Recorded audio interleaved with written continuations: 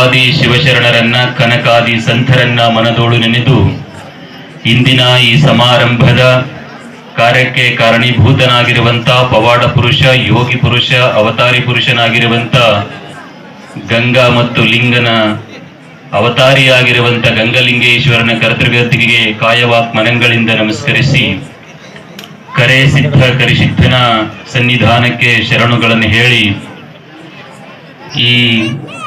ಆ ಮಹಾತ್ಮನ ಜಾತ್ರೆಯ ತನ್ನಿಮಿತ್ತವಾಗಿ ಹಮ್ಮಿಕೊಂಡಿರುವಂತ ತಾಯಿ ಸಜ್ಜಲಗುಡ್ಡದ ಶರಣಮ್ಮ ತಾಯಿಯ ಪುರಾಣ ಮಂಗಲೋತ್ಸವ ಸಮಾರಂಭದ ದಿವ್ಯ ಸಾನ್ನಿಧ್ಯವನ್ನ ದಯಪಾಲಿಸಿರುವಂತ ಪರಮಪೂಜ್ಯರಾಗಿರುವಂತ ಸನ್ನದ ಪರಮಪೂಜ್ಯರಲ್ಲಿ ಅನಂತ ಶಿರಸಾಷ್ಟಾಂಗ ನಮಸ್ಕರಿಸಿ ಪರಮಪೂಜ್ಯರಾಗಿರುವಂತ ವೇದಿಕೆ ಮೇಲಿರುವಂತ ಬಹುತೇಕವಾಗಿ ನಮ್ಮ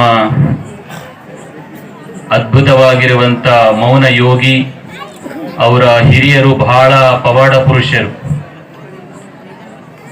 ಬಹುತೇಕವಾಗಿ ಈ ಭಾಗದೊಳಗ ನೀವೆಲ್ಲರೂ ಅವರ ಬಗ್ಗೆ ಗೊತ್ತಿದೆ. ಅಭಿನವ ಪುಂಡಲಿಂಗೇಶ್ವರ ಮಹಾಶಿವಯೋಗಿಗಳವರಲ್ಲಿ, ಈ ಊರಿನ ಪರಮಪೂಜ್ಯರಾಗಿರುವಂತ ಗುರುಬಸವ ಶಿವಾಚಾರ್ಯರಲ್ಲಿ, ಮಾವನೂರಿನ ಪಟ್ಟದ ಪೂಜಾರಿಗಳವರಲ್ಲಿ ಭಾಗವಹಿಸಿರುವಂತ ತಮ್ಮೆಲ್ಲರಿಗೂ ನನ್ನ ಅನಂತ ಶರಣಾರ್ಥಿಗಳು. ಬಹುತೇಕವಾಗಿ ಇದು ಜಾತ್ರೆ, ಪ್ರವಚನ ಅಲ್ಲ. ಜಾತ್ರೆ ಗದ್ದಲದೊಳಗ ಪ್ರವಚನಗಳು ಬಹಳ ಮಂದಿಗೆ ಅದು ಕೇಳಿಸುತ್ತಾ ಇಷ್ಟನೂ ಆಗುತ್ತೆ, ಕೆಲವು ಇಷ್ಟ ಆಗಂಗಿಲ್ಲ. ಬಹಳ ಸುಂದರವಾಗಿ ಈಗ ತಾನೇ ಪರಮಪೂಜ್ಯರು ತಮ್ಮ ಅಮೃತವಾಣಿಯನ್ನು ಉಣಬಡಿಸಿ ಹೋಗಿದಂತ ಶ್ರೀಗಳವರನ್ನೇ ಮೊದಲು ಮಾಡಿಕೊಂಡು ಬಹಳ ಅದ್ಭುತವಾಗಿ ಮಾತನಾಡಿದರು ಪರಮಪೂಜ್ಯರು.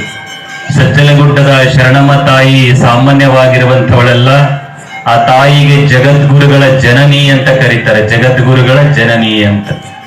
ಹಾಗಾಗಿ ಅದ್ಭುತವಾಗಿರುವಂತ ಶಕ್ತಿಯನ್ನು ಹೊತ್ತು ಭೂಮಿಯ ಮೇಲೆ ಅವತಾರ ತಾಳಿದ ಏಕೈಕ ನಾರಿ ಯಾರಾದರೂ ಇದ್ರೆ ಮಹಾತಾಯಿ ಸಜ್ಜಲಗುಡ್ಡದ ಶರಣಮ್ಮ ತಾಯಿ ಎನ್ನುವಂಥದ್ದು.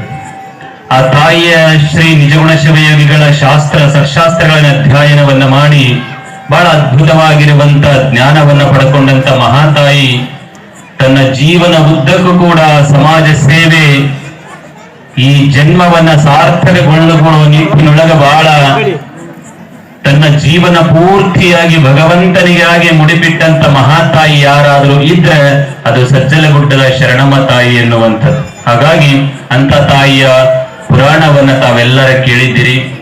ಪುರಾಣ ಅನ್ನುವಂಥದ್ದು ಯಾಕೆ ಹಚ್ಚಬೇಕು ಅನ್ನುವಂಥದ್ದಂತಂದ್ರೆ, ಪುರಾಣಗಳನ್ನು ಕೇಳೋಣದರಿಂದ ಸುಮ್ಮನೆ ಕೇಕೆ ಹೊಡೆದು ಚಪ್ಪಾಳಿಗೆ ಬಾರಿಸಿ ಒಂಥರ ಏನೋ ಪ್ರಸಾದ ಮಾಡಿರ್ಸಿರ್ತಾರ ಊಟ ಮಾಡ್ಕೊಂಡು ಹೋಗ್ಬಿಡುವುದಲ್ಲ. ಅವರ ಜೀವನವನ್ನ ನಾವು ತಿಳ್ಕೋಬೇಕು. ಬಹುತೇಕವಾಗಿ ಪುರಾಣಿಕರು ಅವ್ರ ಬಗ್ಗೆ ಎಷ್ಟು ಹೇಳ್ಯಾರ ಗೊತ್ತಿಲ್ಲ. ಆ ತಾಯಿಯ ಲೀಲೆಗಳನ್ನ, ಆ ತಾಯಿ ಹೇಗೆ ಬದುಕಿದಳು, ಆ ತಾಯಿ ಯಾವ ತತ್ವವನ್ನ ಅಳವಡಿಸಿಕೊಂಡು ಭೂಮಿಯ ಮೇಲೆ ತನ್ನ ಜೀವನವನ್ನ ಸರಿಸಿದ್ಲು ಅನ್ನುವಂಥದ್ದನ್ನ ನಾವು ಇಟ್ಕೊಂಡು ಆ ದಾರಿ ಒಳಗ ಸ್ವಲ್ಪ ನಾವು ನಡಿಬೇಕಾಗ್ತದೆ ಎನ್ನುವಂಥದ್ದು. ಬಹುತೇಕ ಇಲ್ಲಿ ಬಹಳ ಜನರು ಸೇರಿರಪ್ಪ. ನೀವೆಲ್ಲರೂ ನಾವಿಲ್ಲಿ ಯಾರು ಭೂಮಿ ಮ್ಯಾಗ ಇರಾಕ ಬಂದಿಲ್ಲ. ಅನಿತ್ಯಾನಿ ಶರೀರಾಣಿ ವಿಭೋ ನೈವ ಶಾಶ್ವತಃ ನಿತ್ಯಂ ಸನ್ನಿಹಿತೋ ಮೃತ್ಯು ಕರ್ತವ್ಯೋ ಧರ್ಮ ಸಂಗ್ರಹ ಅಂತ. ನಾವ್ಯಾರು ಇಲ್ಲಿ ಶಾಶ್ವತವಾಗಿ ಇರಾಕ ಬಂದಿಲ್ಲ. ಈ ಶರೀರ ಯಾವಾಗ ಹೋಗ್ತದೆ ಗೊತ್ತಿಲ್ಲ. ಗಾಳಿಗಿಟ್ಟ ದೀಪದಂತೆ, ನೀರಿನ ಮೇಲಿನ ಗುರುಳಿಯಂತೆ ಈ ದೇಹ, ಹಾಗಾಗಿ ಈ ಜೀವ. ಹಾಗಾಗಿ ಈ ಶರೀರ ಹೋಗೋದ್ರೊಳಗ ನಮ್ಮ ಜೀವನವನ್ನ ಸಾರ್ಥಕಗೊಳಿಸ್ಕೋಬೇಕಾಗಿತ್ತು ಅಂತಂದ್ರೆ ಪುರಾಣಗಳನ್ನ, ಪುಣ್ಯಕಥೆಗಳನ್ನ ಕೇಳಿ ಅದರಂಗ ನಾವು ಒಂದು ಸ್ವಲ್ಪ ಬದುಕಿದೇವಿ ಅಂತಂದ್ರೆ ಜನ್ಮ ಸಾರ್ಥಕ ಆಗ್ತದೆ ಎನ್ನುವಂಥದ್ದು. ನಾವೆಲ್ಲ ಏನ್ ಮಾಡಕತ್ತೇವ ಅಂದ್ರೆ ಮಕ್ಕಳಿಗೆ ಬಹಳ ಗಳಿಸ್ಬೇಕು. ಮುಂಜಾನಿಂದ ಹಿಡಿದು ಸಾಯಂಕಾಲ ತನಕ ಬರೇ ಗಳಿಸ್ಬೇಕು ಅನ್ನೋದ್ರೊಳಗ ಬಿದ್ದೇವಿ. ಗಳಿಸಬೇಡ ಅಂತ ನಿಮ್ಗೆ ಹೇಳಂಗಿಲ್ಲ. ನಾವು ಗಳಿಸೋದ್ರೊಳಗ, ಆ ಗಳಿಕೆ ಒಳಗ ಪರೋಪಕಾರಗಳನ್ನ ಮಾಡಬೇಕು. ನಮ್ಮ ಜೀವನದೊಳಗ ಉತ್ತಮವಾಗಿರುವಂತ ಬದುಕನ್ನು ನಡೆಸ್ಕೋಬೇಕು. ನೀವು ಎಷ್ಟು ನಿಮ್ಮ ಮಕ್ಕಳಿಗೆ ಗಳಿಸ್ರಿ, ನಿಮ್ಮ ಮಕ್ಕಳು ಒಂದು ಒಳ್ಳೆ ಶಬ್ದ ಬಳಸ್ತಾರೆ ನಿಮಗೆ ಕೊನೆಗೆ. ನೀವು 100 ಎಕರೆ ಗಳಿಸ್ರಿ, ಸಾವಿರ ಕೋಟಿ ಸಂಪಾದನೆಯನ್ನು ಮಾಡ್ರಿ, ಆದ್ರೆ ನಿಮ್ಮ ಮಗಗ ಏನಾರ ಒಂದ್ ಸ್ವಲ್ಪ ದಾಂಗ್ಲಿ ಮಾಡಕತ್ತ, ಹುಚ್ಚುಚ್ಚನಂಗೆ ನಡ್ಕೊಳಕತ್ತ ಅಂತಂದ್ರೆ, ಏ ತಮ್ಮ ಹಿಂಗ್ಯಾಕ ಮಾಡಕತ್ತೀವೋ, ಚಂದಾಗಿ ಇರು ಅಂತಂದ್ರೆ ಅವ ಅಂತಾನ, ಯಾಕ ಇದು ನಾನು ಮರ್ಜಿನ ಹೆಂಗಾರ ಇರ್ತೀನಿ ಅಂತ ನಿಮ್ ಹುಡುಗ. ಹೌದಲ್ಲ?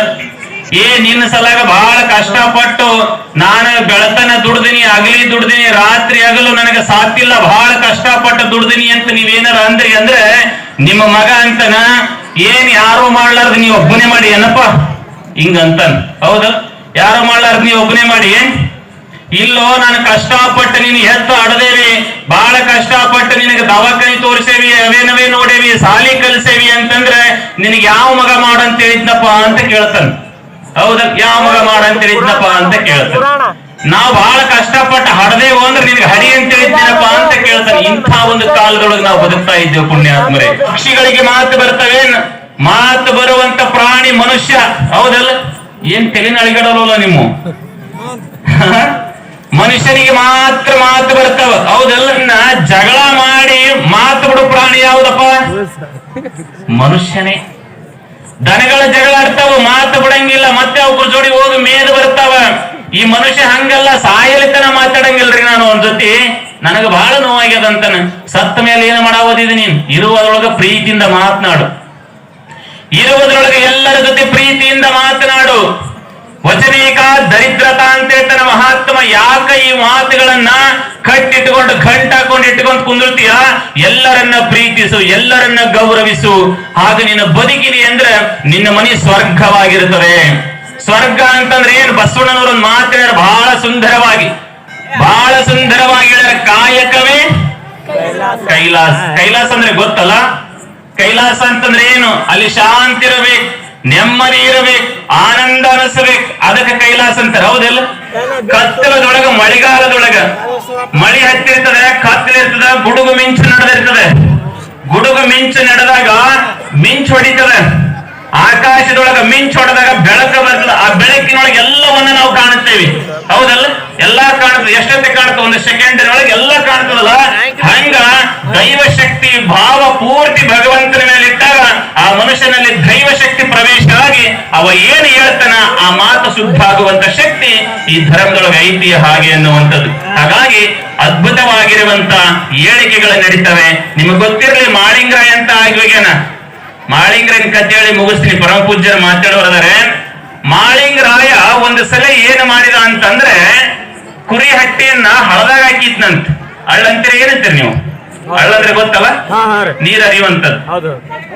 ಕುರಿ ಹಟ್ಟಿಯನ್ನು ಕಿತ್ಕೊಂಡು ಹೋಗಿ ಹಳದಾಗ ನಟ್ಟು ನಡು ಹಳದಾಗ ಕುರಿ ಹಟ್ಟಿ ಹಾಕಿದ್ನಂತೆ.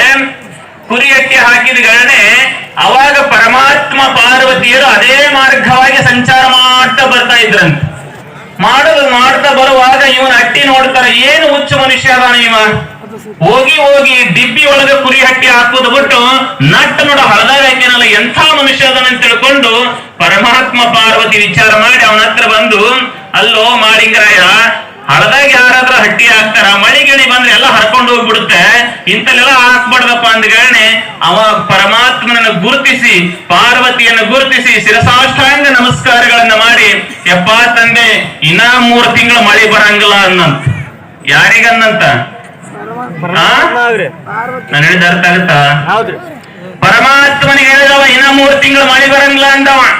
ಅವಾಗ ಪರಮಾತ್ಮ ಅಂತ ಹಂಗ್ಯಂಗ ಬರಂಗಿಲ್ಲೋ, ನಾನು ಜಗದ ಸೃಷ್ಟಿಕರ್ತ ಇದ್ದೇನೆ, ನಾನು ಕರೆಸ್ತೀನಿ ಅಂತ ತಿಳ್ಕೊಂಡು ವರ್ಣದೇವನಿಗೆ ಆಜ್ಞೆ ಮಾಡಿದಂತೆ. ವರ್ಣದೇವ ಹೇಳಿದಂತೆ, ಅಪ್ಪ ನಂದು ಏನು ಉತ್ತರಕ್ಕೆ ಹೋಗ್ಬೇಕಾದ ಗಾಳಿ ವಾಯುಕ್ಕೆ ಬೀಸದ, ಇನ್ನ 3 ತಿಂಗಳ ಕಡೆ ಬರಕ್ ಆಗಂಗಿಲ್ಲ ಅಂತ. ಅವಾಗ ಮತ್ತ ಪರಮಾತ್ಮ ಗಾಬರಿಯಾಗಿ ಮುಂದೆ ಆಯ್ತಪ್ಪ ಇರು 3 ತಿಂಗಳಂತ ಹೋದಂತೆ. 3 ತಿಂಗಳಾದ ಮೇಲೆ ಕಿತ್ತಿ ಹಟ್ಟಿ ಮೇಲೆ ಡಿಬ್ಬಿಗೆ ಹಾಕಕ್ಕಾಯ್ತಿದ್ದಂತ ಮಾಳಿಂಗರಾಯ. ಡಿಬ್ಬಿಗೆ ಹಾಕುವಾಗ ಮತ್ತೆ ಪರಮಾತ್ಮ ಪಾರ್ವತಿಯರ ಅಲ್ಲೇ ಹೊಂಟಿದ್ರಂತ. ಅವಾಗ ಮಾಳಿಂಗರಾಯನ ಹತ್ರ ಹೋಗಿ, ಯಾಕಪ್ಪ ಮ್ಯಾಕ ಬಂದಿಲ್ಲ, ಏನ್ ಮಳಿ ಬರಲ್ ತಗೊಂಡಂತ. ನೀ ಹೇಳ್ಬಿಡಪ್ಪ ಇನ್ನರ ತಾಸನೆ ಬರ್ತಂದಂತ. ಅರ್ಧ ಇಲ್ಲ ಬರಬೇಡ ಅಂತ ಹೇಳ್ತೀನಿ ಅಂತ ಮತ್ತೆ ವರ್ಣದೇವನಿಗೆ ಆಜ್ಞೆ ಮಾಡಿದಂತೆ. ಇಲ್ಲಪ್ಪ ಅದು ಬಂದ್ಬಿಟ್ಟದ ಕೈ ಖುಷಿಗೆ ಹೋಗ್ಯದಂತ. ಹಾಗಾಗಿ ಮತ್ತರ್ಧ ತಾಸನ್ಯಾಗ ಈ ಭೂಮಿಗೆ ಮಳೆ ಆಯ್ತಂತ. ಯಾಕಂದ್ರೆ ಇಡೀ ನಿಸರ್ಗವನ್ನ ಕಂಬಳಿಯನ್ನ ಬೀಸಿ ಮಳೆ ಕರೆದಿದ್ದು ಇತಿಹಾಸ ಇದೆ, ಜಾಡಿಯನ್ನ ಹಾಸಿ ನದಿ ದಾಟಿದ ಇತಿಹಾಸ ಇದೆ. ಹಾಗಾಗಿ ಅಂತ ಅದ್ಭುತವಾಗಿರುವಂತ ಸಂತರು ಶರಣರು ಗಂಗಲಿಂಗ, ಕರಿಸಿದ್ಧ, ವೀರದೇವ, ಮಾಳಿಂಗರಾಯ, ಮೈಲಾರಲಿಂಗ, ಅಮೋಘ ಸಿದ್ಧ, ರೇವಣ ಸಿದ್ಧ, ಇವರೆಲ್ಲರ ಸಿದ್ಧ ಪರಂಪರೆಯಲ್ಲಿ ಬರುವಂತ ಹೇಳಿಕೆ ಇದೇ ದೇವಸ್ಥಾನದಲ್ಲಿ ನಡೀತವಂದ್ರೆ ನಿಮ್ಮೆಲ್ಲರ ಒಂದು ವರ್ಷದ ಭವಿಷ್ಯ ಇಲ್ಲಿ ನಿರ್ಮಾಣ ಆಗ್ತದ, ನಿರ್ಣಯ ಆಗ್ತದ. ಆ ಮಹಾತ್ಮ ಮುಂದಿನ ದಿನಮಾನಗಳಲ್ಲಿ ಆ ಹೇಳಿಕೆಯೊಳಗೆ ಅದ್ಭುತವಾಗಿರುವಂತ ನಮ್ಮೆಲ್ಲರ ಬದುಕನ್ನು ರೂಪಿಸಿಕೊಳ್ಳಿ ಎನ್ನುವಂತ ಮಾತಿನೊಳಗ ಆಲಮತ ಜಗದ್ಗುರು ಪೀಠವಾಗಿರುವಂತ ಮುದ್ದೇಬಿಹಾಳ ತಾಲೂಕು, ಬಿಜಾಪುರ ಜಿಲ್ಲೆ ಮುದ್ದೇಬಿಹಾಳ ತಾಲೂಕು ಸರ್ವರಿಗೆ ನೀವೆಲ್ಲರೂ ಬರಬೇಕು. ಅಲ್ಲಿ ಜಗದ್ಗುರು ರೇವಣ ಸಿದ್ಧರ ಗುರುಪೀಠ ಇದೆ, ಅಲ್ಲಿಂದ ನಾವು ಬಂದಿದ್ದೇವೆ. ಹಾಗಾಗಿ ಆ ಗುರುಪೀಠದಿಂದ ನಾವೆಲ್ಲರೂ ಇಲ್ಲಿ ಬಂದು 4 ಮಾತು ಮಾತಾಡಕ್ಕೆ ಅವಕಾಶ ಮಾಡಿಕೊಟ್ಟಂತ ಎಲ್ಲ ಈ ಕಮಿಟಿಯರಿಗೆ ಮೊದಲಿಗೆ ನಮ್ಮ ಬೀರಣ್ಣವರಿಗೆ ಬಹಳ ಖುಷಿ ಆಗ್ತದ. ಮನುಷ್ಯನಿಗೆ ಫೋನ್ ಮಾಡ್ಕೊಂತ ಅಂಜುಕೊಂತ ಮಾತಾಡ್ತಾರೆ. ಯಾವಾಗ ಮಾತಾಡಿದ್ರು ಬಹಳ ಬಂದ ಮೇಲೆ ನೋಡಿದ್ರೆ ಎಷ್ಟು ಓಡಾಡ್ತಾರೆ ಅವ್ರ ಕಮಿಟಿಯವರು. ಎಲ್ಲರೂ ಜೋರಾಗಿ ಅವ್ರ ಕಮಿಟಿಯವರಿಗೆ ಚಪ್ಪಳಿಗೆ ಹೊಡೆದು ಅಭಿನಂದಿಸಬೇಕು ಹಾಗೆ ಎನ್ನುವಂಥದ್ದು. ಸಮಾಧಾನ ಪೂಜಾರಿ ಅವರ ರೂಮ್ ಅಲ್ಲಿ ಕುಂತಾಗ ನಾನು ಹಂಗ ಒಂದು ವಿಷಯ ಮಾತಾಡಿದೆ. ಇಲ್ಲಪ್ಪ, ಇಲ್ಲೊಂದೇನ ಶಿಕ್ಷಣ ಸಂಸ್ಥೆಯನ್ನ ತೆಗೀರಿ, ಸುಮ್ನೆ ಜಾತ್ರೆ ಮಾಡ್ತೀರಿ ಬಹಳ ಚಂದ, ಜಾತ್ರೆಯ ಜೊತೆ ಅದು ಸಾರ್ಥಕ ಆಗ್ಬೇಕಾಗಿತ್ತು ಅಂದ್ರೆ ಒಂದಷ್ಟು ಶಿಕ್ಷಣ ಸಂಸ್ಥೆಯನ್ನ ತೆಗೀರಿ ಅಂತ ಹೇಳಿ ನಮ್ಗೂ ಬಹಳ ಆಸೆ ಆದ್ರಪ್ಪರ. ಏನ್ ಮಾಡೋದು ಬಾಪ, ನಮ್ಮ ಬೀರ್ಲಿಂಗ ಮಾತ್ರ ಓಡಾಡ್ಬೇಕು, ಉಳಿಕೆದರು ಕೂಡ ಸ್ವಲ್ಪ ಬೆಂಬಲವನ್ನು ಕೊಡ್ತಾರ ಅಂತ ಹೇಳಿದ್ರು. ತಾವೆಲ್ಲರೂ ಬೆಂಬಲವನ್ನು ಕೊಟ್ಟು ಈ ಕ್ಷೇತ್ರದಲ್ಲಿ ಅದ್ಭುತವಾಗಿರುವಂತ ಮಕ್ಕಳ ಶಿಕ್ಷಣ ಸಂಸ್ಥೆ ಆಗ್ಲಿ ಎನ್ನುವಂತ ಮಾತನಾಡುತ್ತಾ ನಾನು ಆ ಪುಷ್ಪಗಳನ್ನು ಮುಗಿಸ್ತಾ ಇದ್ದೇನೆ.